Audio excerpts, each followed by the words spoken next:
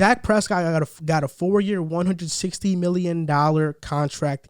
He is being paid $75 million in year one, but that is not his cap hit. His cap hit is only $22 million because they are paying that other $75 million with $66 million of his signing bonus and $9 million of his actual cap hit. His cap hit was originally, I believe, $31 million.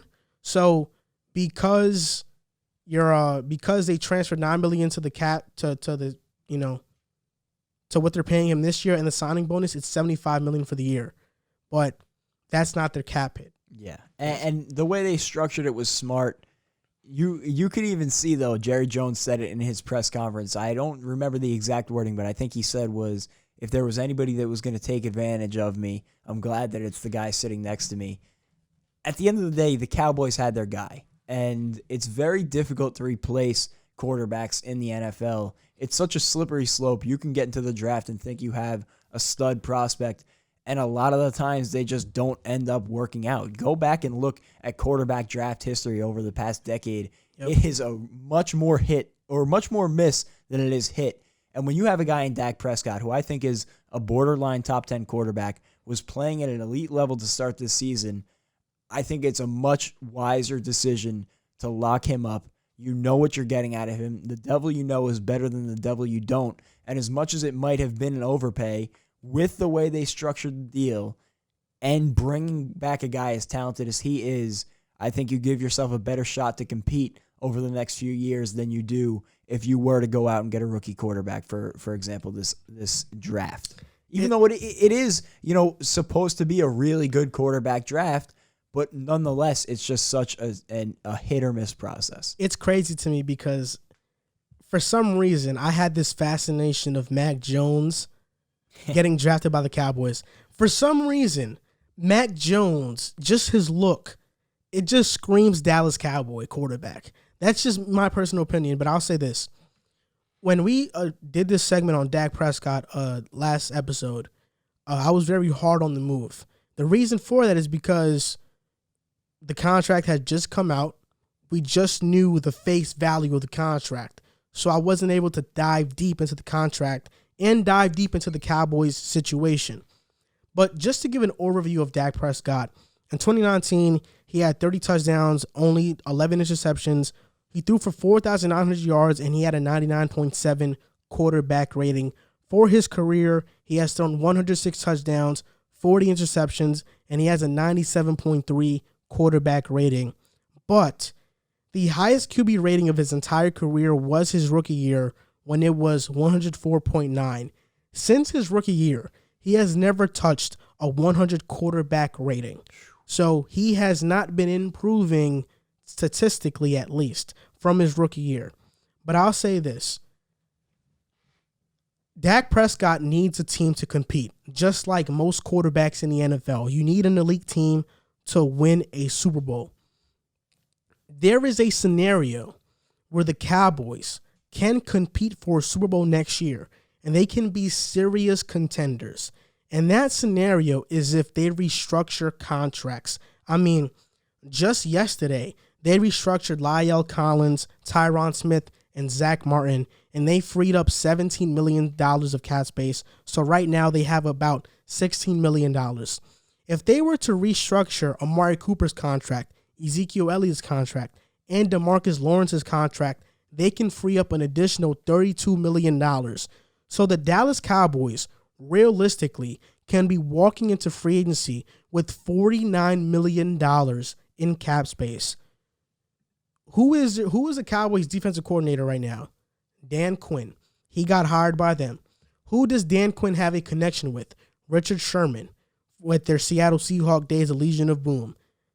Sherman knows the scheme. The Cowboys need a corner. They need a corner that can not only play well, but they need one who can mentor their young corners on that roster right now. Richard Sherman, to me, I believe he is going to be a Dallas Cowboy. He thought he was going to be a Cowboy in 2017 when he was a free agent, and he has spoken highly of Dak Prescott in the past before. This is what he had to say about Dak. He said Dak Prescott was the toughest QB that he has ever had to face. And he said, no disrespect to Rodgers, Brady, and all those other greats, but Dak was the toughest one I ever had to face. So high praise for Dak Prescott from Richard Sherman. But I believe in this free agency period, the Cowboys are going to sign 2 star free agents, 2 free agents of impact, 2 free agents that you say, how did the Cowboys get this guy? Or you're going to say, oh my gosh, they got him. And I'll tell you something. I think the 2 that they are going to sign are Richard Sherman and Dalvin Tomlinson. But I'll tell you this, don't sleep on Shaq Barrett. I don't think Shaq Barrett is going to stay in Tampa Bay because I think he's looking to get paid. You know, he's not gotten paid too much throughout his career so far. He is looking to cash out. And right now, the Dallas Cowboys, they need another edge rusher next to DeMarcus Lawrence. They need a guy like a Shaq Barrett. If you can get a Shaq Barrett and a Richard Sherman, look out, because that's going to be a really scary team. But I'm just going to go into this real quick. Teams that are over the cap can create more cap space by restructuring contracts. Restructuring is good because it frees up cap space, and how it works is that team takes a player's cap hit and transfers it to their signing bonus. And the signing bonus is not a part of the cap hit, so therefore it frees up the space.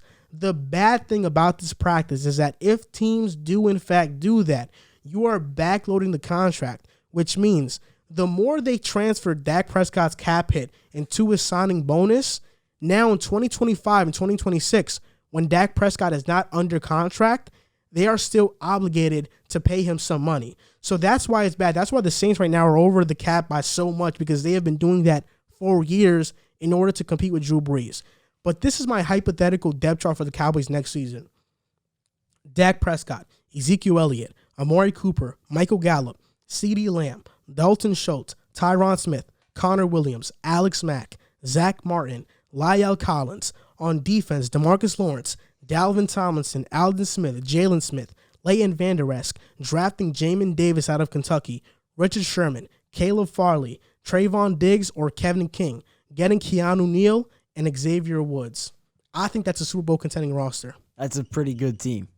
I would say it depends on how Dak comes back from the injury, but if you get the same Dak that you were getting at the start of the season last year, there's no reason that team shouldn't at least compete come, January, late January. I think so as well. And this can easily be not Dalvin Tomlinson and DeMarcus Lawrence and Shaq Barrett. So this can go either way. But I think right now, Jerry Jones wants to do whatever he wants. He is willing to do whatever it takes to win right now. Jerry Jones has not seen the Super Bowl in a long time. He's out to prove everybody that he can win one. He knows that the time is ticking on this Cowboys team. So he is going to try and win and do whatever it takes to win now. So I think it doesn't matter if he has to restructure the contracts of every player on the team. He is going to do it to try and get these stars in a Cowboy helmet. And I think, as down as I've been on this move when it first happened, knowing how restructuring works, knowing the lengths that Jerry Jones is willing to go to, don't sleep on the Cowboys next year, because they can be a legit threat. Yeah, and there's no question the money is still, a looming cloud over that team. But I think it gets to a point where you look at it, and it's almost like what the Saints have done. Just keep backing yourself down until you run into the corner. Try and win that championship while you have the opportunity. The money is eventually going to become so much of an issue that they got to blow it up and reset. But for now, you got the window. You just got your quarterback back. Take advantage of it. You have a lot of talent on that roster. You'd be silly not to try and take advantage of it. They're in a position to win, so make the most of it while you have the chance.